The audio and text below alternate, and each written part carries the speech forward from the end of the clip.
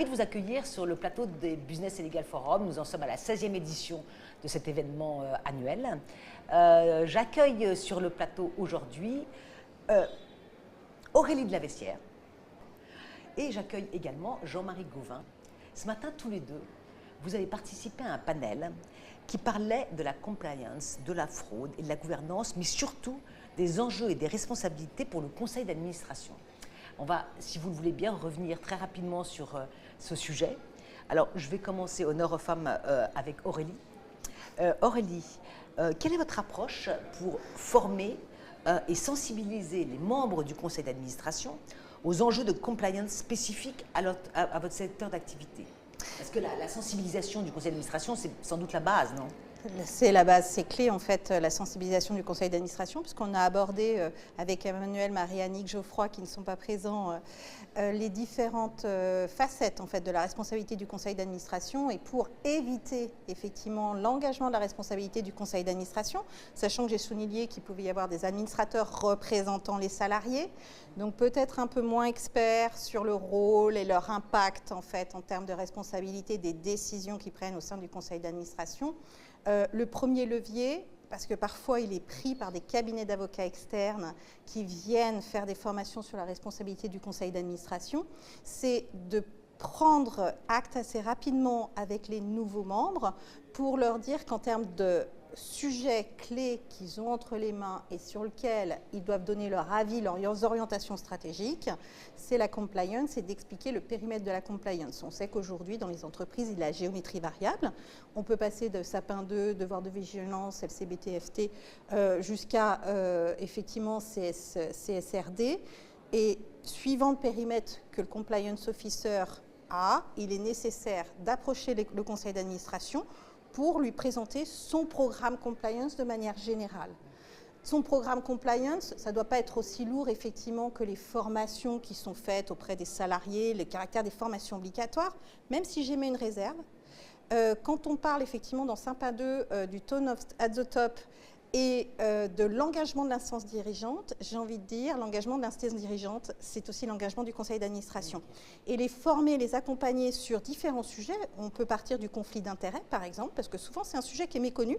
On sait que c'est un système de prévention clé de Sapin 2, mais en réalité, il n'est pas si bien explicité que ça ou exploité. Et en tout cas, passer par exemple, la procédure de conflit d'intérêts, c'est quoi, pourquoi on la déclare, passer surtout par des sujets qui peuvent être un peu plus impactants pour eux, qui les intéressent au départ, comme l'enquête. Qu'est-ce que l'enquête interne? Les statistiques, comment ça fonctionne chez nous? C'est déjà des bons leviers pour les accompagner dans leur prise de décision, leur vigilance. Et ensuite, leur expliquer que c'est ce type aussi de données qui peuvent leur être communiquées et qui ont du sens. Je soulignais ce matin, je disais que c'était vraiment important parce que les membres du conseil d'administration, et notamment les administrateurs représentant les salariés, sont saisis par le comité central d'entreprise, comité économique et social central, qui demande des comptes aux administrateurs. Ils portent leur voix et ces personnes-là vont leur demander effectivement quelles sont leurs actions, quelles sont leurs orientations stratégiques. Et le dernier levier, effectivement, c'est la lutte contre la fraude et la corruption. Je pense que le levier de la fraude fonctionne mieux.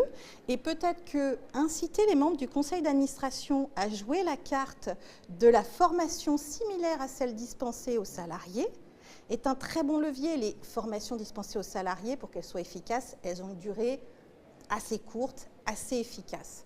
Et peut-être porter le discours en disant « J'aimerais que mes membres de conseil d'administration suivent ces formations et véhiculer ce message auprès des salariés et auprès des instances représentatives du personnel également, qui sont un très bon levier dans l'entreprise. C'est un signe fort.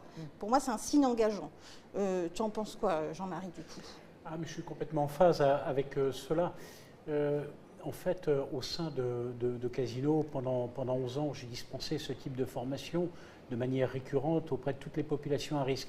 Mais les populations à risque sont les populations qui sont en contact avec le public, mais lorsque vous avez formé ces populations-là, ce n'est pas suffisant. Il faut former également les organes de direction, donc il faut former à intervalles réguliers. Les salariés, c'est tous les 2 ans, les conseils d'administration et les CODIR et COMEX, c'est tous les ans, Évidemment, la formation n'est pas aussi longue que celle dispensée aux salariés, mais en tout état de cause, ils ont eu un excellent résumé de la formation qui est dispensée aux salariés, de façon à ce que toutes ces populations aient à peu près le même niveau d'information. Pas d'asymétrie de la formation, mais une formation aux salariés, ça dure combien de temps?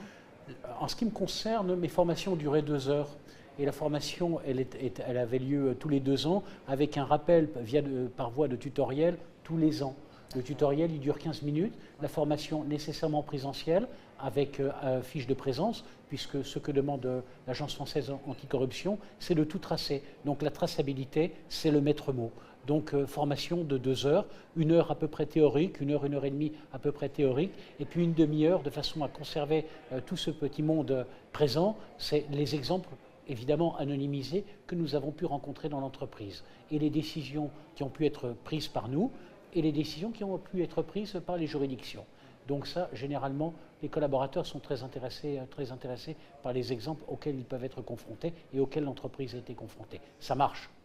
Ça marche. C'est une bonne nouvelle si ça marche. Ça fonctionne. Je vous remercie infiniment tous les deux d'avoir accepté de vous prêter à cette séance de questions-réponses sur un sujet qui est passionnant. J'espère qu'on vous reverra bientôt au Business et Legal Forum. Encore merci. Au revoir. Avec plaisir, merci pour beaucoup, l'invitation. Merci Florence.